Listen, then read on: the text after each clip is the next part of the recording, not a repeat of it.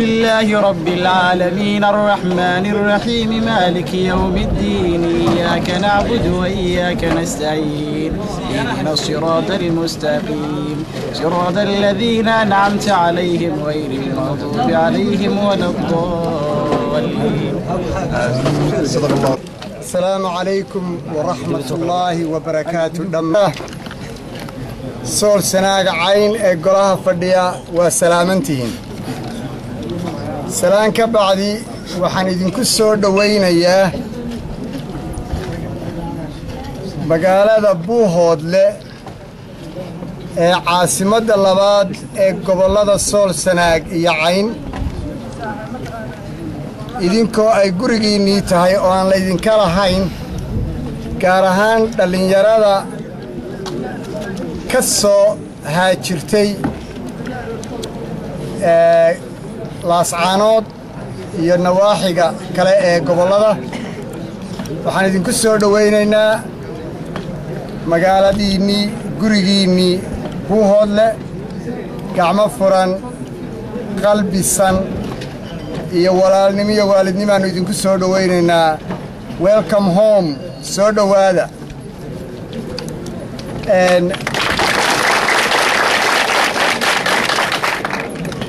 waxaan intaa raacinayaa sababta kaliftay safarkiinan hawsha badan, dhibka laydiin geysanayo ee dad sheeganaya Soomaali, weliba layswada dhalay oo dani isbaday inta noloshooda ka hadhay,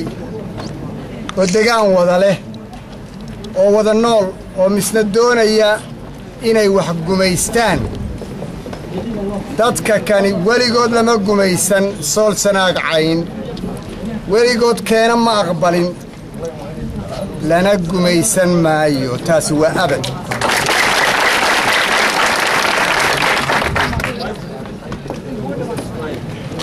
waxyaabaha laga xishoodo, dadku waa isdilaa, waa isqabtaa. waxyaabo laga xishoodo oo badan oo aan dhaqan inoo lahaan jirin ayaa maamulka Somaliland la baxay gobolladeennii iyo maatadeennii iyo ardadeennii ku samaynaya. waxaannu leenahay war sariig, war wax iskula hadha oo dadka caburiska, cadaadiska, dilka, xabsiga iyo dhibaatada ka daaya. waa laysu iman maanta. waxaase ilaahay mahaddii maanta ah, isimadii Somaliland ee ku baaqi jiray kuna hanjabi jiray Soomaaliya waa ka go'nay, iyagoo maanta calankii buluugleyda ah sita inayna dhaafayaan oo xamar ku socdaan. waxaannu leenahay walaalayaal, abtiyaal, welcome back to Somalia. Somaliland. dhulka laydinkama laha, dhul gooni ah gooni u leedihiin ma jiro. dhulku waa dhul Soomaaliyeed. inta kale ee doonaysa inay gudubtana, annagoo ubax ku galbinayna oo calankii Soomaalida la sidna sidii markii horeba aynu u geynay baanu diyaar u nahay. kadinkii waa idiin furan yahay.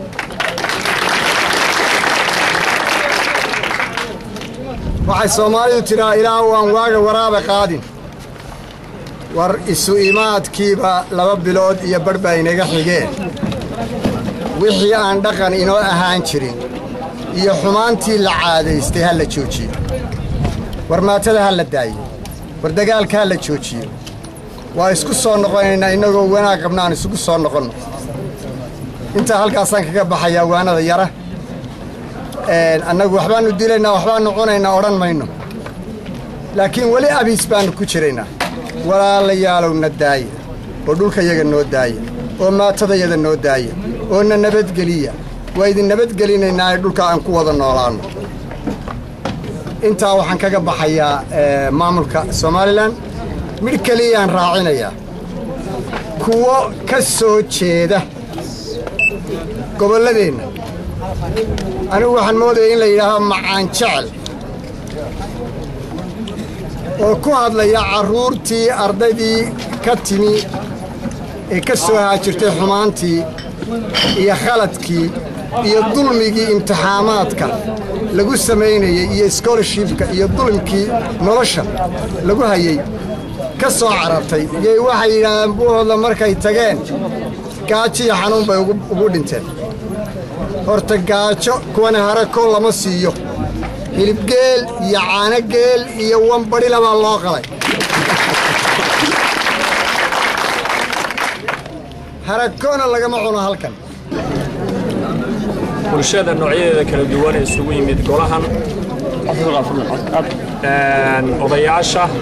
ama madax dhaqameedada iyo culimada aqoon-yahanada iyo abwaaniinta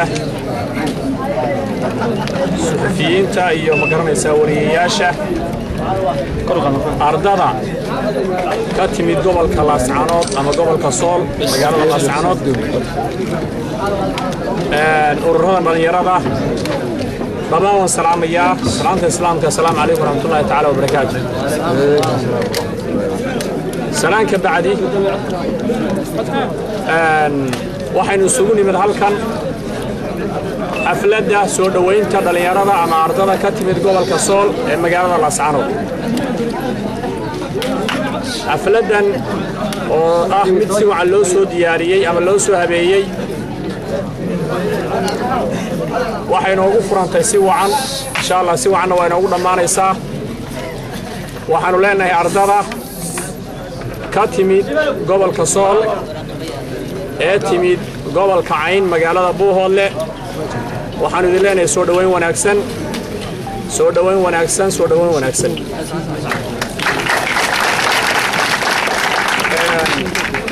guryihiinni baad timaadeen walaaladiin baad u timaadeen gacmo furan baan idinku soo dhawaynaynaa tii aad joogteen iyo tan ama magaaladii aad joogteen iyo magaaladan xagga nolosha iyo dhaqanka iyo walaalnimada wax idiin dhexeeyo farqiya ma u jiro xagga laakiin gumaysiga dee magaalo xoraa timaadeen aan gumaysi haysanin marka waa idinku soo dhawaynaynaa aad baan idinku soo dhawaynaynaa sababaha aad uga timaadeen gobolka Sool waa sababo caam oo la isla garanayo wax ku noqoshaa hadda uma baahna waa gumaysiga ay ku hayso jamhadda SNM ee maamulka Silaayo jamhadda SNM ee maamulka Silaayo gumaysiga cadaadiska iyo ciriiriga ay ku hayso ayaad uga timaadeen haddii Ilaahay idmo waana ka tagi doonaan sida ugu dhaqsaha badan bay uga tagi doonaan haddii Ilaahay idmo marka taa haddana halkaa kaga gudbo waxaan ka maqlaynaa saxaafadda oo laga sheegayaa in maamulka Silaayo iyo dadka u shaqeeya ay leeyihiin ardada laga soo qaaday ama laga keenay ama ka timid gobolka Laascaanood gobolka Sool arday ma aha waa dhalinyaro magaalada laga soo ururiyay waa jirey waxaan kaas inay leeyihiin wararkaasana soo gaaray wararkaasi waa warar ku turukuteena oo waxba ka jirin waxaanu caalamka markhaati gelinaynaa oo tusaynaa inay ardadii yihiin gobolka Sool dhammaan muhaajiriin odhan maayee halgamayaasha ah ee xabad caaradeedna wax ku baranayay hawshoodina caawa ay halkan la soo gashay dhammaantiinba waa salaamantihiin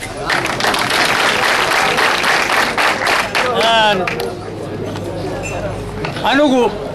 adeer hadalkaa la soo gaabiyaa la yidhi anigu ii soo gaabsami maayo waxaan doonayaa inaan howlahaygii galo waxa ardada guryahoodii ay ku dhasheen ee wax ku baranayeen ka soo kiciyey inay gobolladooda kale ee xorta ah ula kacaan imtixaankooda iyo waxbarashadoodii hawsha intii hore ay soo wadeen ay ka sii wataan waxa kalifay ayuunba anna iga hadlinaya sanadkii 1983 intiina halkaa fadhida dhalinyarada waxaan u maleynayaa inaan mudquri ka jirin aniguna maba weynayn laakiin halganka caawa idinku bilowdaan anigu maalintaasaan bilaabay waxay ahayd markii ay bilaabeen haddii beenkeeda la dagaaladii dhulkan ay hayay iyo ku soo qaadeen dhulka kan waxay sanaba la yiraahdana ay la baxeen haddii beenkeeda dhulka waalayeen markaas ayaan bilowgii ugu horeeyay la qaaday waliba waxaan uga bilaabay waanadii iyo abiskii oo hadeer Axmed Cabdi Guri hadalkiisa ku bilaabay haddaan wax yar ka tibaaxo gabay nabadoon la yiraahdaan kala bilaabo xisbul hadda xagga waanada ula wad waxaan idhi damal hadhaale duur lagu gogliyo duubcad odayaal col la dumay darmaan iyo qabiil dab iyo baaruud la sanga duubi weyn iyo gamaan la isu wada dooray degmo ururtay duulaan rag kala duuye laga qaado oo waliba dood iyo ilaaq laga dambaysiiyo waa wixii la soo daashaday dunida iyo sheega nin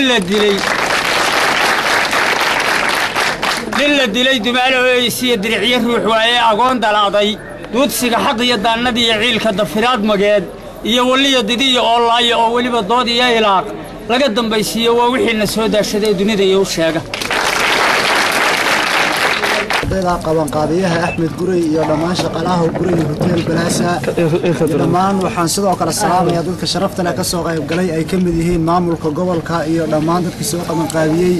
oo ku mahadsan sidii sharafta leh hadda mar hore noo soo dhaweeyeen inta kadib waqtiga ciliiriya awgii waxaan halkan ka sheegi lahaa sababa ay nagu kalifay inaan imtixaanka Soomaaliland diino kuwaas oo markaan la socon joognay oo meesha mustacmarka aan ku sugnayn aanu u dhiganay qaabo kale laakiin dhabahaan ay ugu waaweynaan shan sabood shantaas oo toodo koowaad waxay ahayd inaanu ku tabantaabino oo ku taageerno kuna garab galno maamulka iyaga qurdinka ee dhawaan la aasaasay sababta labaad waxay ahayd inaanu dadka iyaga barno in ay u diidi karaan maamulada goboladooda ka taliya ee aysan ogolayn jamhadaha siyaabo amni ah oo aan dhibaato lagu geysanayn in badan waxaad maqasheen gobolka mudaharaad dhibaato wata ka dhacay laakiin tan waxay sabab aan ku curiyaaminay asal dhibaato naga soo gaarin sidoo kale sababta saddexaad waxay ahayd in aysan aanu ka ooyno oo aanu diidno dadka jamhada oo caadeystay inay 22 sano ku gorgortamaan deeqaha waxbarasho iyo agabyada kale ay adduunyuhu ku bixiyaanba in ay gobolada ku taliyaan taas oo aanu go'aansanay in aanu iyagana sida ugu diidno oo aanu kaga horjoogsano sidoo kale in aanu iyagana dhabarka kaga jabino oo aysan dib dambe ugu sheegan aanu u go'in xiriirkayga ugu dambeeyay halkan waxaanu nimid gobolka Cayn baanu nimid magaalada Buuhoodle ilaa 10 cisho ardayda ku sugnayd waxaana loo soo dhaweysaan kala hal lahayn ninkii ka naxay oo ka nax Soomaalidu waxay tiraa habar dhali wadaale la ku waalatay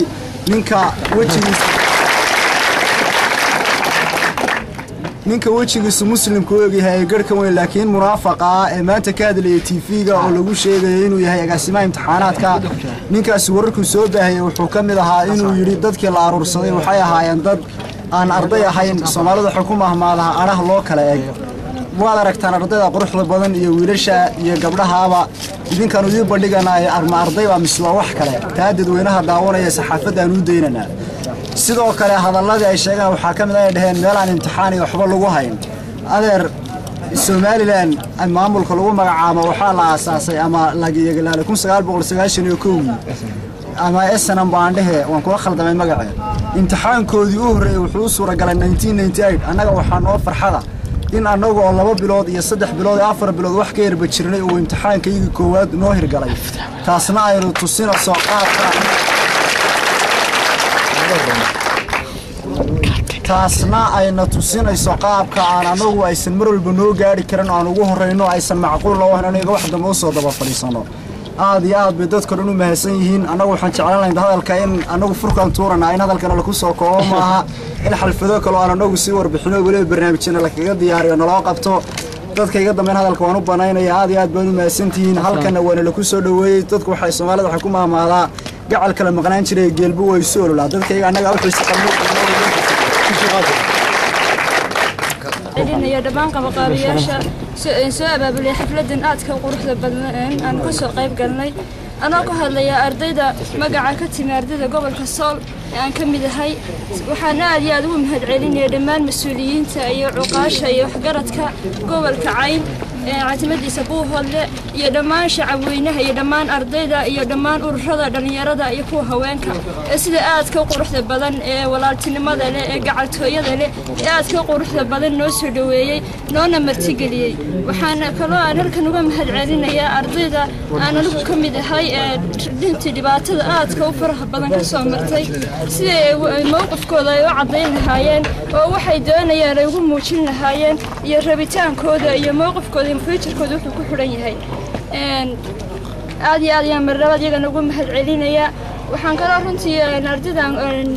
ardaydan anigu aan ka mid ahay waxaan rajaynayaa insha allahu tacaala kuwii beri dalkooda dadkoodaba anfacan ilaahay naga dhigo iyo dhammaan maamulkan aan ka soo jeeday dhammaan ummadda Soomaaliya iyo dalka Soomaaliyeedba haddii alla qadaro waxaan kaloo aan doonayaa inaan ka hadlo ardaydan diiditaanka imtixaankan diidaan runtii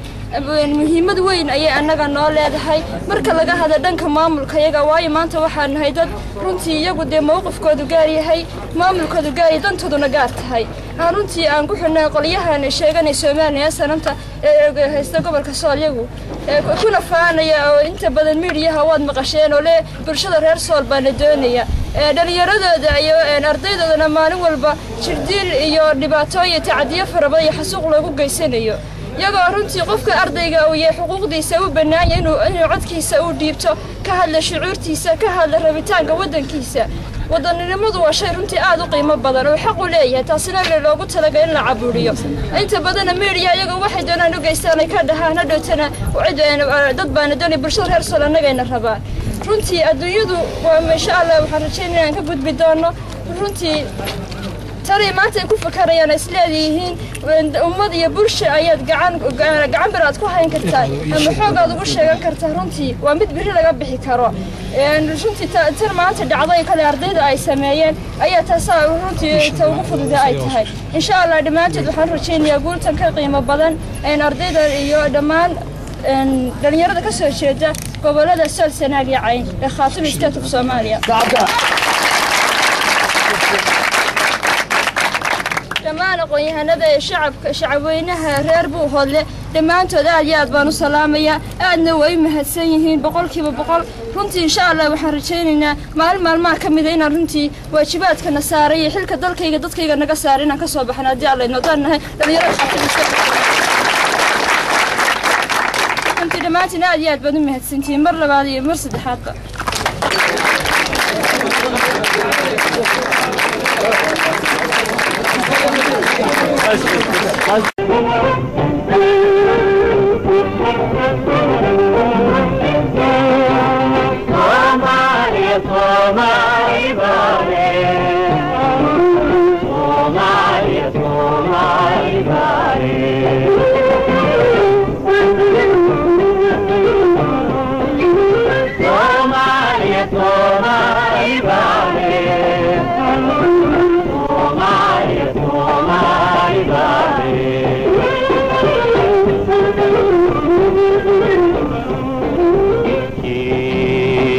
saar lahu kala soo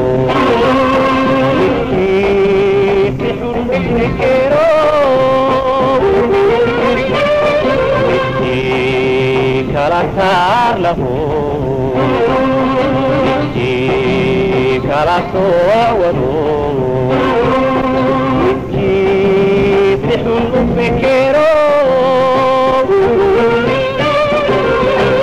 عبيت لذي فوسكو إذا دمودي سماهي وهو سومالي بالي